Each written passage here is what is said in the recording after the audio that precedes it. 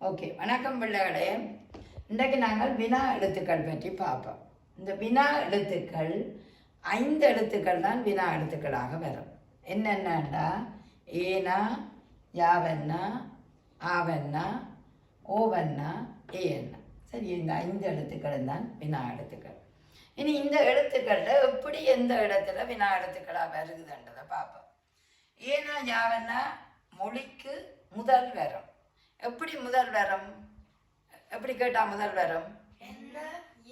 என்ன யார் கட்டிக்காரு.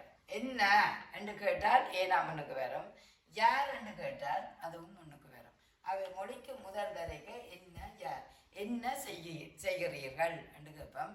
அல்லது யார் இதை செய்த என்று பார்க்கல ஏனா யாவன்னா மொழிக்கு முதல்.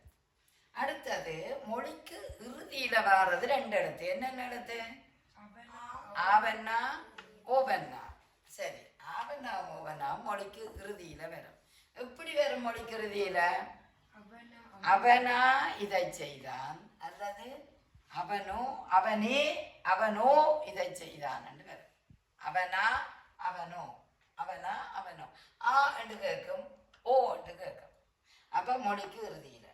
அடுத்தது இந்த ஏன்னா இருக்கல்லோ, இந்த ஏன்னா எழுத்து மட்டும் மொழிக்கு இறுதியிலும் வரும், முதல்லும் வரும். எப்படி மொழிக்கு இறுதியில வருது, மொழிக்கு முதல்ல? ஏன் இதை எடுத்தீர்கள் என்றா ஏன். அப்ப இங்க வந்து மொழிக்கு முதல் வரும் இந்த ஏன்.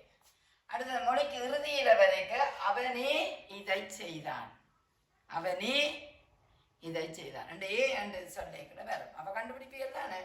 ஏ என்றது மொழிக்கு முதலும் வரும், மொழிக்கு இறுதியிலும் வரும். இப்ப கேள்வி, ஏனா யாவன்னா மொழிக்கு இறுதியில் வருமா, மொழிக்கு முதல்ல வருமா?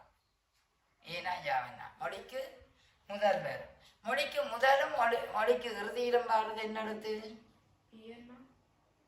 மொழிக்கு முதலும் மொழிக்கு இறுதியிலும் வாரது ஏன்னா கட்டிக்காரு. ஆகவே ஏன்னா எழுத்து 2க்கும் வரும். சரியோ? அப்ப இதுதான் வினா எழுத்துக்கள். இந்த 5 எழுத்துக்களை ஞாபகத்தில் வையுங்கோ. ஏனா யாவன்னா, ஆவன்னா, ஓவன்னா, ஏன்னா. ஓகே, நன்றி, வணக்கம்.